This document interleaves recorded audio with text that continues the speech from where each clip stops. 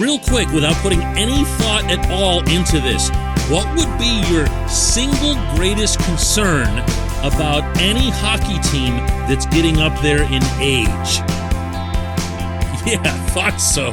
Good morning to you. Good Wednesday morning. I'm Dejan Kovacevic of DK Pittsburgh Sports. This is Daily Shot of Penguins. It comes your way bright and early every weekday. If you're into football and or baseball, I also offer daily shots of Steelers and Pirates. But effective tomorrow, there will be actual hockey transpiring in Cranberry. Not the main guys, but rookie camp. 5 days of it will begin. One of those 5 days will see the kids make a trip to Buffalo as part of a rather unusually structured prospects tournament this year. They'll be facing Boston's prospects in a single game and then coming back. It's hockey, okay? We're not in a position to complain about anything at all that's hockey. You know, we might not be in that great of a position to complain about what's probably going to end up being the number one complaint, if I had to predict, over the course of the coming winter. Every time this team loses, every time this team looks bad or flat or a little bit lifeless or even just off in the execution, the one thing you're going to hear relentlessly is, hung on to the core too long. They're too old. And you know what?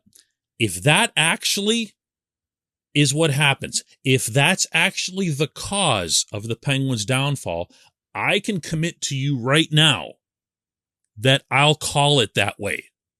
I'll say, hey, this looks like it's an age issue. This looks like this team's starting to slide downward.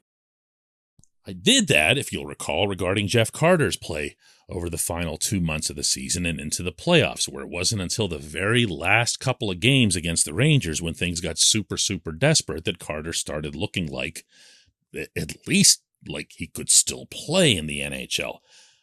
I'll repeat, I'd like to believe he was nursing some sort of nagging injury. I look forward to having yet another chance to ask him about that in the coming weeks.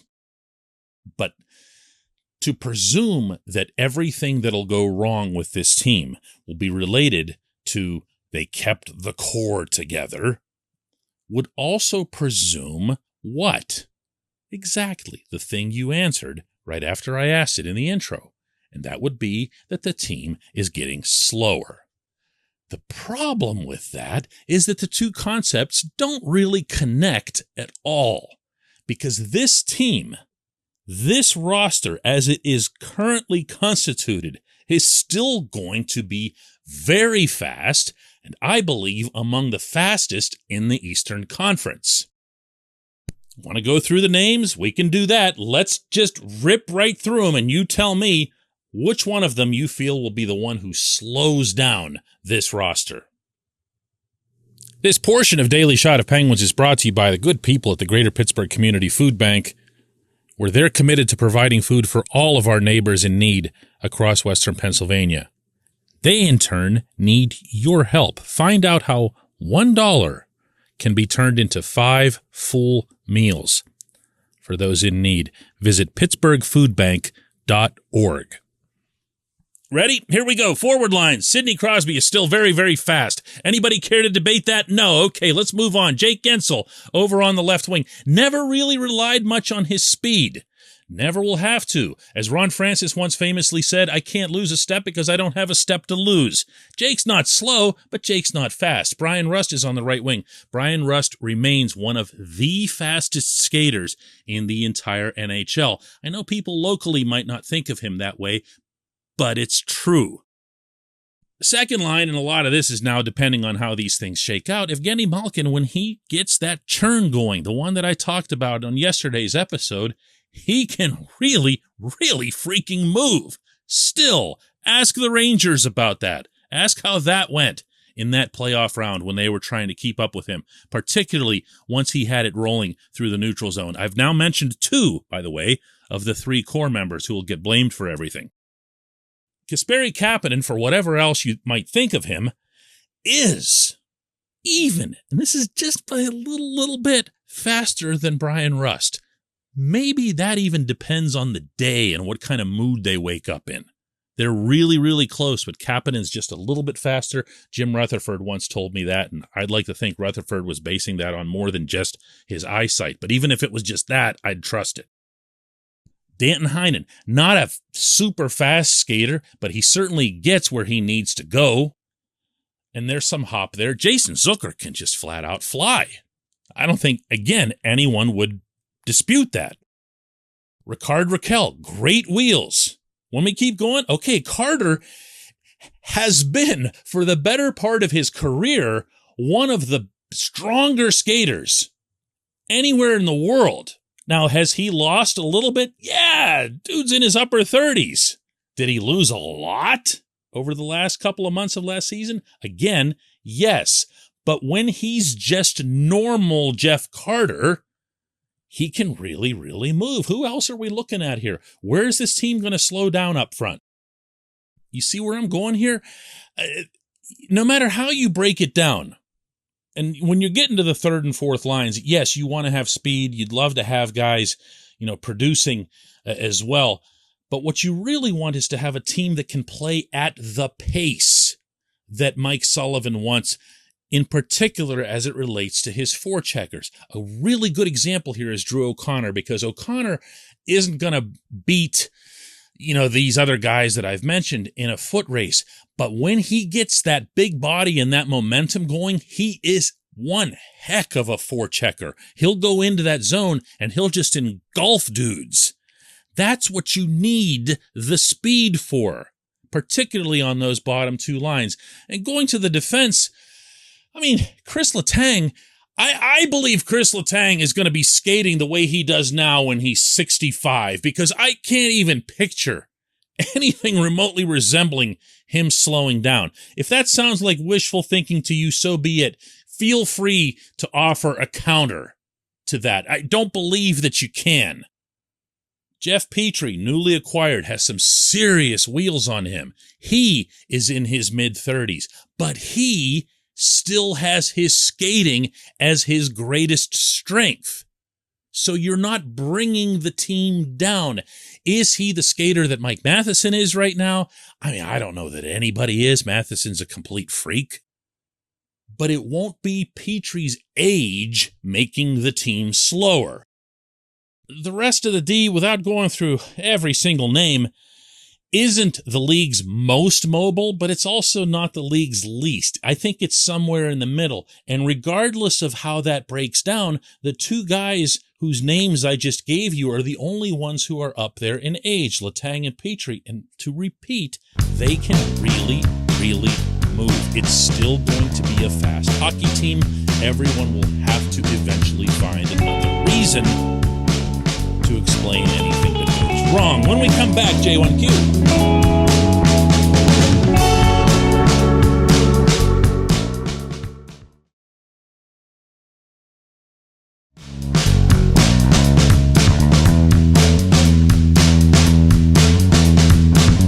Today's J1Q comes from Ryan Kokenauer, who asks, hey DK, what are the chances that any of the young prospects who've gotten no real meaningful or extended time with the big club, that they make any sort of impact this year? I know you've talked at length about Valtteri Puustinen, but is there any chance that someone like Philip Hollander or Radim Zohorna can carve out a steady bottom six role? It's not going to be easy. And I'm not even saying that in the cynical, Mike Sullivan hates all the kids way. I'm saying that as in, look at the roster. You heard how deep I was counting in that last segment. Well, if you really parsed it, I've got Kapanen on a third line with Jeff Carter and Danton Heinen. So if your fourth line's already got Teddy Bluger on it, and it absolutely will, you're really running out of room here. Brock McGinn is going to play on this hockey team, so we're probably talking about one forward spot, unless moves are made of some kind. That could be O'Connor. That could be Puustinen. It could be, I think it's going to be O'Connor, but it also, don't rule out Ryan Poehling, the forward who came from the Canadiens additionally in the Petrie trade. They really like him, and they actually kind of should. Former first-round pick who can do a lot of good things.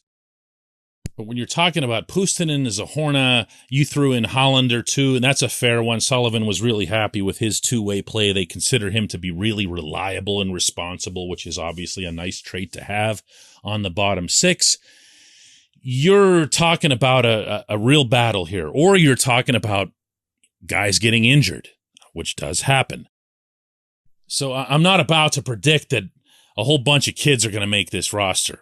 But here's the point that I really feel is worth pounding on this front. There's nothing stopping any of these kids. And that can include Sam Poulin, who I talked about earlier in the week, Nathan Legere, the ones that we've been keeping an eye on for a while now. There's nothing stopping any of them from just coming into camp and just flooring everybody. It doesn't even have to be some sudden dramatic increase in, let's say, speed or strength or whatever the case would be. And those are things that you can work on in the offseason. You can't get bigger. You can't get more skilled. I guess you can get more skilled. I take that back. Brian Russ did it. You practice skill type techniques. So you can get that too. There's nothing stopping any of them, Ryan, from coming in and just bulldozing their way onto the lineup. You know, there's nothing stopping anyone from doing that. I keep citing John Marino as the example. Marino comes into camp. He made the team basically in the first week of camp, and he'd never played professionally before, and he was a guy they just picked up in a summer trade that nobody noticed for a 6th-round pick to Edmonton. And he showed up, and he was just like, whoa. And if there had been such a thing as Daily Shot of Penguins back then, and we were talking about, which prospects might make the team, John Marino, his name never would have come up. Never would have listed him if I'd gone 20 deep on the defensive roster. But he showed up and just wowed everybody. If you want to make this team, come in and do that. I think that's a pretty reasonable thing to presume. Now, conversely, you would also like the coach and the management to be open to that. Let's say someone comes in and outperforms McGinn, just to throw that out there. I mean, McGinn had a kind of a blah second half last season, and of course he made the big mistake there in Game 7. Let's just say he continues to not look anything like he did in the first half of last season. Well, be open-minded. I appreciate the question. I appreciate everyone listening to Daily Shot of Penguins. We'll do another one tomorrow when, that's right, actual hockey